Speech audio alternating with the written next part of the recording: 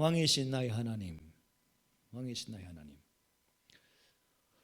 다윗을 이제 표제로 하는 8편, 138편에서 145편, 오늘 마지막 8편의 내용입니다. 그래서 오늘 시를 보면 만인 모든 사람과 만유, 이 땅의 모든 것을 의한 하나님의 그 모습들을 면면히 입체적으로 찬양하는 시인의 모습을 우리가 볼 수 있는데, 그 하나님을 찬양하는 예배시가 오늘 145편입니다. 그래서 이러한 145편은 히브리 알파벳 총 22개거든요. 히브리 알파벳 알렙, 달렙 이 첫 자를 따서 신지를 답간체라고 합니다. 답간체. 그래서 알파 우리나라 같은 기억이면 가면 가나다라 마바사 나는 간다 다 줄게 이런 식으로 이제 쭉 이어지는 그런 내용이 답간체. 그래서 오늘 이 시편 145편은 총 22개이지만 14번째 눈이라는 단어가 빠져서 21개로 구성되어 있는 것을 볼 수가 있습니다.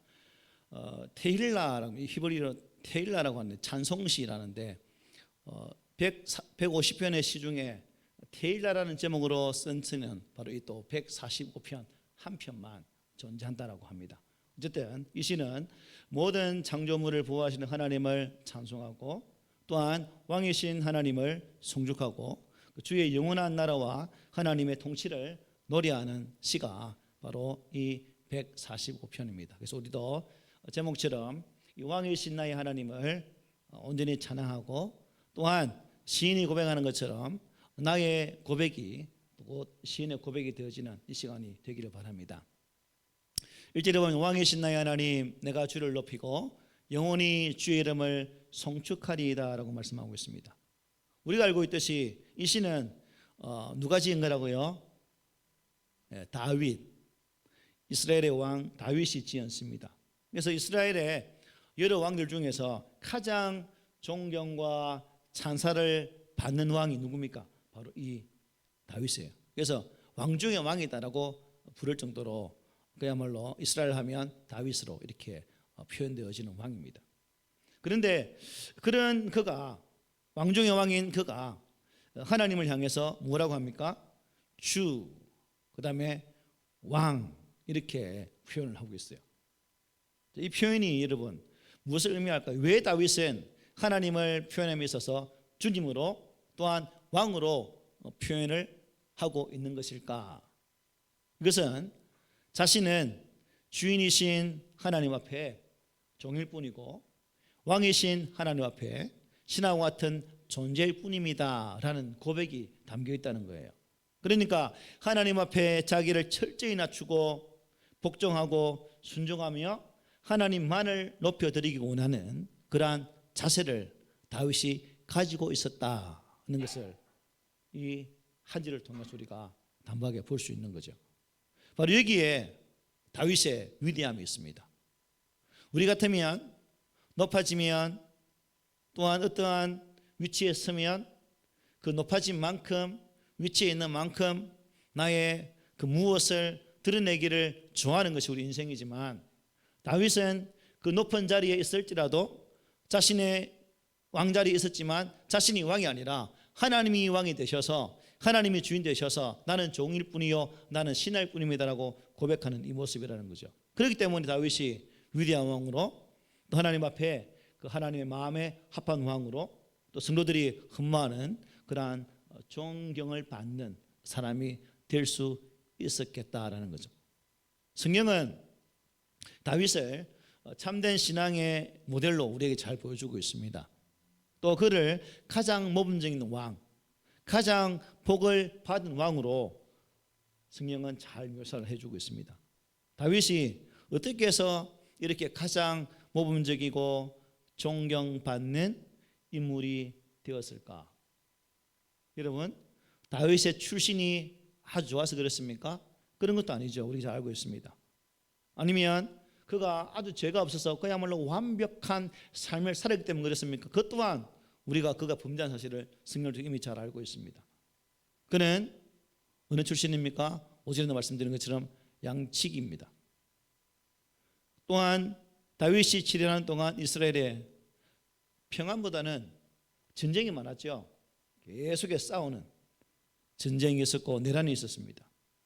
또 하나님 앞에 이 바세바와의 간음 사건, 그리고 인구조사 사건 등으로 인해서 심각한 범죄를 짓기도 했습니다. 자신의 문제 때문에 이스라엘 백성들이 수없이 많이 죽는 그런 결과도 가져왔죠. 또 하나님께 버림받은 초대왕 사울에게 얼마나 쫓기는 받았고, 또 그에 비하면 출신은 비교할지 못하죠. 그래서 그의 일생은 또 어찌 보면 그의 아들 솔로몬보다 어떻습니까? 너무나 힘겨운 고달픈 삶을 살아온 것이 바로 다윗입니다. 그럼에도 성경은 이 다윗을 가장 위대하고 가장 경건하며 가장 큰 축복을 받은 사람으로 우리에게 소개를 해주고 있다는 거예요. 도대체 성경은 하나님 무엇 때문에 다윗을 이렇게 소개하고 있는 것일까? 그에 대한 말은 바로 오늘 말씀에 있죠. 그는 자신이 이스라엘의 왕이었지만 진정한 왕, 유일한 왕은 누구라는 거예요? 하나님 한 분밖에 없다는 것입니다. 우리는 가정에서도 가장이 그 가장의 주권을 행사하려고 했잖아요. 우리나라에. 그죠? 가부장적인 그 모습이 얼마나 강했습니까? 그래서 찬물도 어떻게 해요? 위아래가 있다 할 정도로 그만큼 장유 유서를 따지는 그런 시대 속에서 살아왔습니다. 다윗은 비록 철저한 왕권이 제정되어 있던 그 시대일지라도 자신은 왕으로서 왕이 아니라 하나님을 그렇게 부르고 있다는 거죠. 자신의 주인으로, 자신의 왕으로 고백하고 하나님 뜻에 합당하게 살아갈수록 부단히 애썼던 위대한 왕 다윗, 그리고 그의 모든 왕권 또한 하나님께 맡기며 그 나라가 신정, 즉 하나님이 다스리시는 그런 나라가 되기를 소망했던 다윗의 모습을 우리는 열왕기의 말씀을 통해서 또 역대상을 통해서 잘 알 수가 있습니다. 그래서 우리가 이것을 보면서 참 다윗으로 하여금 하나님의 축복과 은혜를 받게 하고 그의 삶을 영광스럽게 가꿀 수 있었던 것은 한 분 하나님을 존귀한 분으로 섬겼던 그의 신앙의 자세에서 우리가 엿볼 수 있다는 거죠. 그런 의미에서 다윗의 이러한 자세, 이러한 고백이 오늘날 저와 여러분들의 고백이 되어야 될 줄 믿습니다. 하나님은 나의 왕이 있습니다. 하나님은 나의 주인이 있습니다. 나의 왕, 나의 주인 되신 하나님께서 말씀하시면 종인전은 주의 그 말씀 앞에 부복하여서 그 말씀을 뜻을 이루기까지 겸손히 순종하겠습니다라는 이 고백이 우리 모두의 고백이 되기를 바랍니다. 그 고백이 살아있을 때 하나님 은혜와 축복은 누구 것이 될까요? 그 고백을 하는 자의 것이 된다는 겁니다. 2절 3절 한번 보십시오. 내가 날마다 주를 송축하며 영원히 주의 이름을 송축하리이다. 여호와는 위대하시니 크게 찬양할 것이라. 그의 위대하심을 청량하지 못하리로다 고백합니다. 여기서 다윗은 하나님을 날마다 송축하면서 영원히 주의 이름을 송축할 것이다라고 선언합니다. 영원히, 날마다, 시도 때도 없이. 여러분 이게 쉽던가요? 저희 모친하고 통화를 하면 가요는 어릴 때부터 계속 불렀기 때문에 잘 기억하고 있는데 중간에 신앙생활을 했기 때문에 찬송가는 기억하는 게 딱 하나밖에 없더라고요. 지금까지 지내온 것. 엄마 가요 말고 찬송 한 부를볼래요 하면 지금까지 지내온 것. 나는 간혹 3절 까면 3절까지 다 부르더라고요. 이거는요. 어쨌든 하나님께서 우리 입술에 다윗의 고백이 심겨 있다면 우리가 세상의 노래, 세상의 유희를 위한 그런 노래보다 나의 하나님, 나의 왕 되신 주님을 찬양하는 그러한 찬양을 우리도 영원히 찬양을 해야 되지 않을까. 다윗이 이런 하나님 은혜를 경험했기 때문에 찬양하는 예를 올리고 있겠죠. 그죠? 그래서 우리가 이것을 보면서 그가 무엇을 찬양하기를 원하는가? 주의 이름. 오늘 본문이니까 내가 날마다 주를 존중하며 영원히 주님의 이름을 찬양하겠습니다 라고 고백하고 있습니다. 여기서 우리가 다윗이 주의 이름을 부른다는 것은 오늘 보니까 당신의 이름으로 표현하고 있습니다. 당신의 이름. 결국 나와 당신 무슨 의미일까요? 이것은 하나님과 관계를 잘 맺고 있다는 표현입니다. 결국 신앙의 성숙한 고백의 찬양은 나의 왕이신 하나님과의 관계가 잘 세워져 있을 때 가능하게 되는구나 라는 것을 깨닫게 되죠. 그래서 우리도 하나님과 매일매일 동행하면서 매일매일 하나님의 은혜 앞에 서 있는 성도라면 다윗처럼 날마다 영원토록 주의 이름을 찬송할 수가 있다는 것입니다. 그리고 이름이라는 어제도 말씀드린 이름이라는 표현은 그 사람의 됨됨이를 나타내는 거예요. 하나님의 이름, 주의 이름이라고 말씀하고 있습니다. 결국 다윗은 그 하나님의 하나님 되심, 이 땅을 창조하시고 만유를 주관하시며 우리 인생을 다스리시고 인도하시고 지금도 우리의 생명을 주장하시고 또한 우리를 죄에서 구속하신 그 하나님의 이름에 합당한 찬양을 올려드리겠습니다 하는 겁니다. 김효성하면 별로 찬양할 게 없잖아요. 하나님 하면 그야말로 할 게 억수로 많잖아요. 그런 거예요. 그래서 그 이름에 걸맞는 그러한 찬양, 그 하나님의 성품에 합당한 찬양, 그 하나님의 존귀하심에 걸맞는 찬양을 하겠습니다라고 고백하고 있는 거죠. 그래서 우리도 신앙생활을 하면서 하나님을 찬양하는 그러한 자세를 한 번쯤 살펴야 되겠다. 과연 나는 하나님을 찬양함에 있어서 온전한 찬양으로 정말 마음을 다한 자원하는 심령으로 하나님을 찬송하고 있는가? 이거 너무 중요한 거거든요. 찬양단이 찬양을 리드하면서 찬양할 때 오늘 아침에 누구에게 평소에 마스크를 개봉해서 입을 꼭 담고 있길래 오늘은 이제 찬양하자 했더만 마스크를 또 닫아부더라고요. 내 보면서 진짜 하기 싫은가 보다. 진짜 찬양 부르기 싫은가 보다. 그래서 여러분들은 찬양단장이 찬양하면서 막 앞을 할 때 정말 찬양을 즐겁게 드리고 있습니까?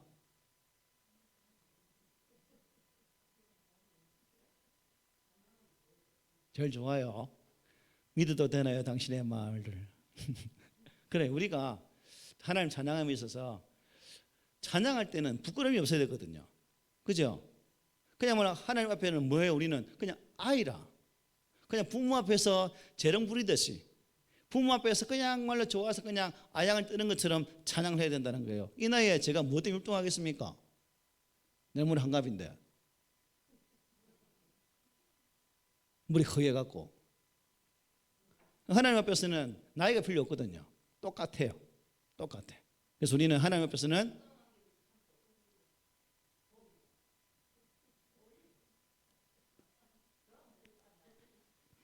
찬양하시라니까. 보지 말고. 그래서 우리가 그 하나님을 찬양함에 있어서 항상 우리의 마음이 담긴 찬양을 보십시오. 하나하나 단어 가사 하나 보면 놀라운 고백들 아닙니까? 예수님 찬양, 예수님 찬양, 예수님 찬양합시다. 예수님 권세, 예수님 권세, 예수님 권세, 내 권세. 하나님의 권세가 내 권세인데 어떻게 입을 꼭 다물고 있을 수 있겠습니까? 찬양하지 않을 수 없잖아요. 예수님의 보혈의 권세가 나의 생명을 새롭게 했는데 그 보혈의 권세를 어떻게 찬양하지 않고 입 꼭 다물고 있을 수 있단 말입니까? 그럼 미워요. 미워. 정말 미워요. 그래서 우리는 하나님 앞에 예배 드릴 때나 또 찬양할 때나 우리가 뜻을 다해 찬양해야 된다는 거죠. 하나님 우리를 왜 만드셨어요? 왜 하나님 우리에게 은혜 베푸셨어요? 보십시오. 한번 읽어봅시다. 시작. 이 백성은 내가 나를 위하여 지었나니 나를 찬송하게 하려 합니다. 무엇 때문에? 찬송하게 하시려고 우리를 지으셨대요. 그런데 이거 꼭 다물고 있다고 완전 쌍꺼풀 터질 일 아닙니까?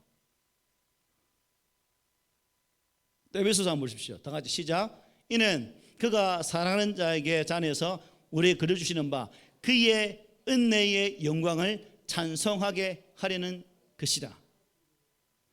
하나님이 구원의 생명을 그려주었는데 왜 그려주셨는가? 그 은혜의 영광을 찬송하게 하려고 주셨다는 거예요. 이것을 감안할 때 우리의 삶은 그야말로 찬송의 삶, 은혜에 대한 또 간증의 삶, 하나님께 영광 돌리는 삶이 우리의 중심이 되어야 되지 않겠습니까?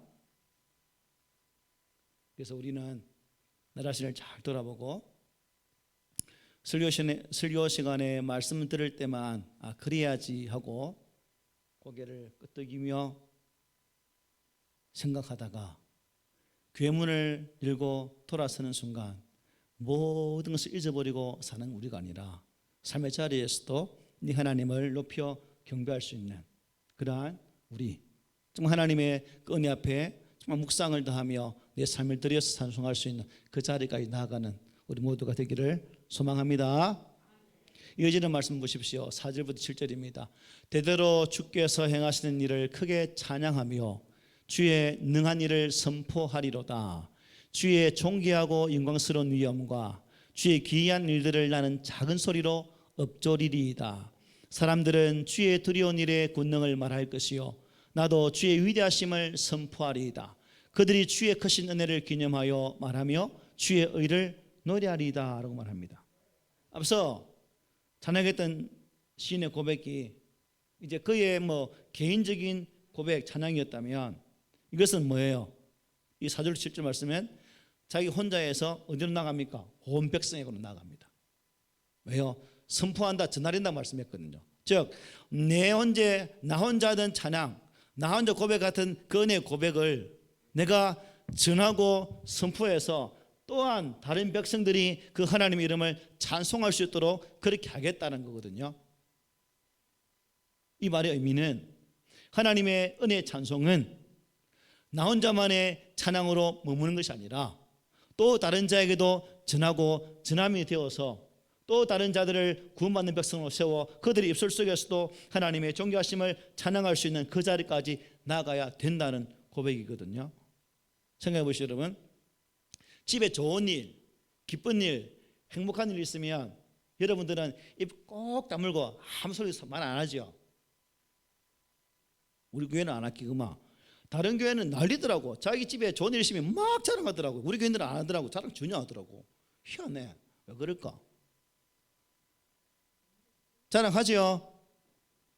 말 대답을 안 하는 거야.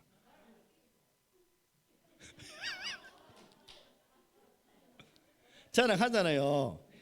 자, 여기서 자랑할게 해야지. 가면 뭐라 합니까? 아이고 우리 연민이 우리 가인 자랑하잖아요. 자랑 있네. 그래서 자랑할 거리가 있으면 어떻게 해요? 입이 간질간질해서 못 견디잖아. 깨놓고 말해서. 맞잖아요. 만약 미래가 전교에서 1등 했다고 한 게 가만히 있겠나? 교회 난리 나지. 막 떡국이 덜썩덜썩 몇 번이 안 했겠나요? 시끄러워서.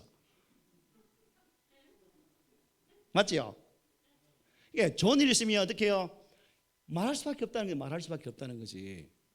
왜 이 말을 하냐면 찬양이라는 것이 선포하고 전파하는 것이 바로 그거라는 거죠. 내 안에 주님의 은혜로 너무나 매일매일 새롭게 다가오는 사랑이 너무나도 큰데 구원의 은혜가 값져서 말로 표현할 수 없는데 그걸 입술 꼭 다물고 살아야 되나? 물었을 때 아니다라는 거죠. 어떻게 해요? 자랑하라는 자랑. 예수를 자랑해야 되죠. 예수를 자랑하고 그 이름을 선포하는 자리까지 나가야 된다는 것이 복음의 4절부터 7절의 말씀이에요. 그래야 찬양이 나 혼자의 자리에서 누구예요? 타인으로 확대되는 것이고 온 국민으로 온 민족으로 나아가서 온 열방이 하나님을 찬양한 자리까지 나가게 된다는 것입니다. 무슨 말인지 아시죠? 열왕기하 7장에 보면 사마리아 성에 아람 군대가 공격을 해야 쳐들어옵니다. 이 아람 군대가 포위를 하니까 성 안의 상황이 어떻게 돼 갑니까? 이제 점점 포위의 기간이 길어지니까 성중의 백성들이 굶주리게 되는 거예요. 그 굶주림 속에서 심지어 어떤 일이 벌어집니까? 6장을 보면 그 성에 있는 이자들이 왕 앞에 어제는 우리 약속에서 내 아이를 잡아먹었는데 오늘 지 여자의 아이를 잡아먹기로는 지 여자가 약속을 지키지 않았다. 무슨 말이에요? 먹을 게 없으니까 애를 잡아먹는 그 상황까지 나갔다는 거예요. 그때 성중에 있던 4명의 누굽니까? 나병 환자가 아내였으나 나가서 잡혀 죽거나 멜반이니까 우리 이왕 죽을 거 그냥 아람 진영에 가서 얻어먹고 죽자 라고 해서 사마리아 성을 빠져나와서 아람 진영으로 나아갑니다. 그런데 이게 웬걸요? 그 밤사이에 하나님 작업하셔가지고 그 나병 환자가 나가는 그 틈에 모든 아람 군병들이 모든 먹을 것 금은 보화까지 다 두고 걸어만 나살려라고 도망을 가버린 상황이었어요. 그때 이 4명은 웬떡 하면서 그야말로 허겁지겁 먹잖아요. 그리고 온갖 보미를 취하잖아요. 그런데 막 먹고 막 보석을 막 취하는 그 상황 속에서 띵 하고 머리에 띄우는 것이 뭐예요? 이 말씀이거든. 다음 읽어봅시다. 시작. 우리가 이렇게 해서는 아니 되겠도다. 오늘은 아름다운 소식이 있는 날이거늘 우리가 침묵하고 있도다. 만일 밝은 아침까지 기다리면 벌이 우리에게 미칠지니 이제 떠나 왕궁에 가서 알리자. 아멘. 이 기쁜 소식, 양식이 있죠. 먹을 음식이 있죠. 이제 전쟁의 고통이 사라지는 이 기쁜 소식을 우리만 알고 있으면 되겠느냐? 아니라는 거지. 성중에 들어가서 이 아름다운 소식을 알려드리자라는 거예요. 이 알림이 임하게 될 때 성중에는 고통이 어떻게 될까요? 기쁨을 변할 수 있는 거죠. 만약에 이 4명이 나병 환자 4명이 알리지 않고 지 4명만 묵었다면 어떻게 됐을까요? 성에서는 그 고통이 있고 결국 하나님께서 그들에게 벌을 내리시겠죠. 기쁨을 받은 자에게는 무엇이 있어야 되는 거예요? 그 기쁨을 나눌 수 있는 자리까지 나아가는 그러한 모습이 있어야 된다는 것을 열왕기하가 우리에게 잘 말씀을 해주고 있죠. 우리에게 하나님이 주시는 것은 어떤 분은 손가락으로 헤아릴 수도 있겠지만 또 어떤 분들은 너무나 많아서 감히 셀 수도 없다라고 표현하는 분도 계실 겁니다. 우리 삶의 자리에서 받은 것만 은혜일까요? 아니죠. 우리의 삶의 필요에 공급되어져야 할 필요한 것만 받아서 은혜일까요? 그것 아니겠죠. 가장 중요한 것은 하나님께로부터 받은 구원의 은혜가 가장 값지다는 겁니다.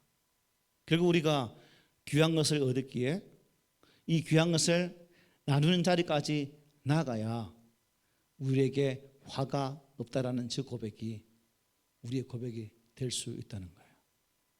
가장 가까이에는 내 가정에서부터 또한 주변 이웃에게 점점 우리의 이 아름다운 소식을 좋은 소식을 전할 수 있는 그런 우리들이 되었으면 좋겠습니다. 4절 7절 말씀 한번 보면 이런 말씀이 있어요. 4절에 주께서 행하시는 일, 주의 능한 일, 7절에는 주의 기이한 일, 6절에 보니까 주의 두려운 일의 권능, 7절에서는 뭐예요? 주의 크신 은혜를 기념한다는 말이 있습니다. 무슨 의미입니까? 하나님의 모든 역사들은 결코 뭐예요? 부인할 수 없을 만큼 확실하다는 거예요. 하나님 은혜는 확실하다는 겁니다.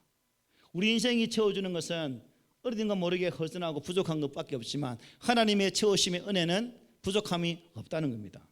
그래서 이 모든 것을 시인 다윗은 찬양하고 선포하고 묵상하고 말하고 노래할 것이다 라고 고백을 하고 있는 것입니다.